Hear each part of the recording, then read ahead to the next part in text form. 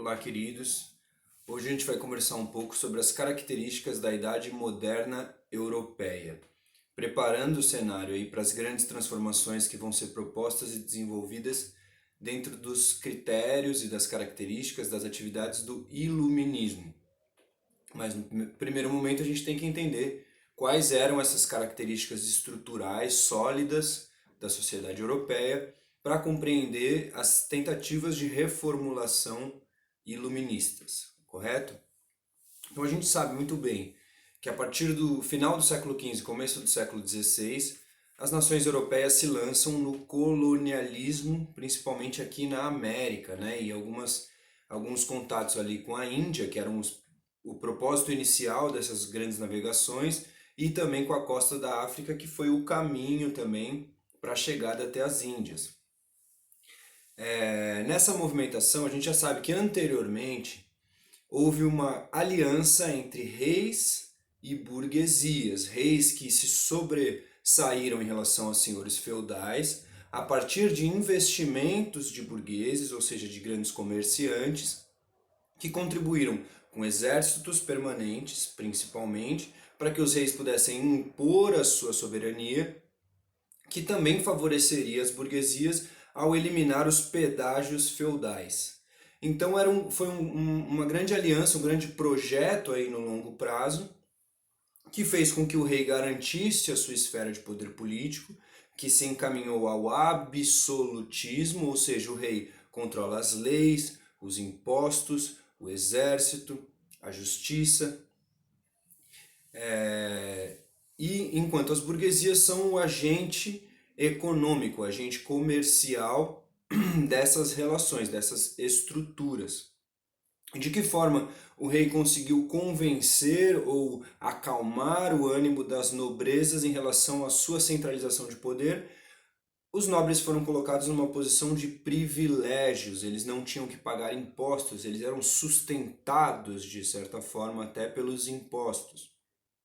Então a gente estrutura aí nessa Idade Moderna, europeia, uma sociedade de camadas muito bem definidas.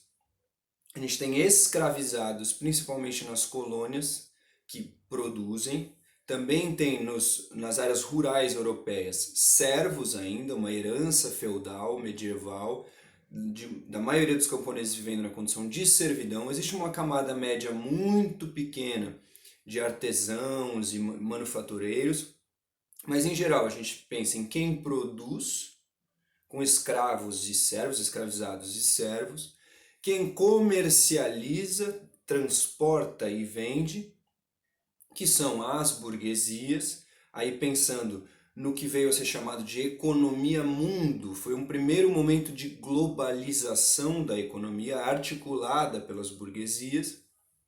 A gente tem a camada de nobres, que são senhores de terra, que têm sobrenome, como vocês sabem, sobrenomes que derivam das propriedades rurais, das propriedades que eles dominavam, que têm família, que têm sobrenome e que, portanto, não pagam impostos, são sustentados e têm aí exclusividade nos altos cargos públicos, nos ministérios, nas tesourarias, nesse poder que cerca o rei. A gente tem o clero, que vive numa condição, ou seja, os membros das igrejas, que vivem numa condição muito semelhante às nobrezas. Eles também têm os seus castelos, eles têm os seus servos, eles não pagam impostos, inclusive não pagam até hoje, né? E também tem uma grande influência sobre a sociedade como um todo, do ponto de vista das mentalidades, das ideias, da visão de mundo, como também tem influência sobre os reis. Lembrando que a legitimação do poder do rei é a religiosidade. Quem coroa o rei é uma figura, um sacerdote. Então, e no topo dessa pirâmide a gente tem a figura dos monarcas, em geral absolutistas, correto?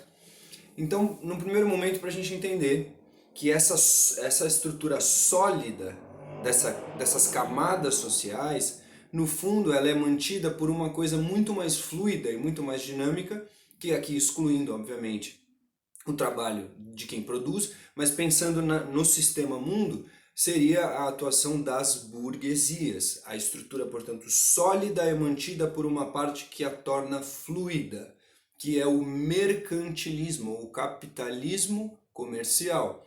As burguesias recebiam autorizações, concessões dos reis para explorar as suas colônias e as rotas comerciais que eles controlavam. Então, nesse momento a gente não vai se alongar muito em relação ao iluminismo, a gente estamos fazendo essa prévia, pensando nessa macroestrutura que os autores iluministas, que vêm de uma ideologia, que vem de uma mentalidade desenvolvida dentro das burguesias, vão pensar e reestruturar, tanto do ponto de vista das mentalidades, se opondo ao discurso teológico, ao discurso religioso como uma solução para todas as perguntas, assim como se opondo à condição de privilégio das nobrezas e de excesso de centralização de poder na figura dos reis, correto? Então, é muito importante entender a estrutura para entender como esses agentes da burguesia vão repensá-las, vão tentar reformulá-las, correto? Tanto nos métodos, ou seja, através da razão, do método científico, em oposição ao discurso religioso, quanto politicamente, do ponto de vista da liberdade de expressão, liberdade religiosa, da liberdade política, da participação política.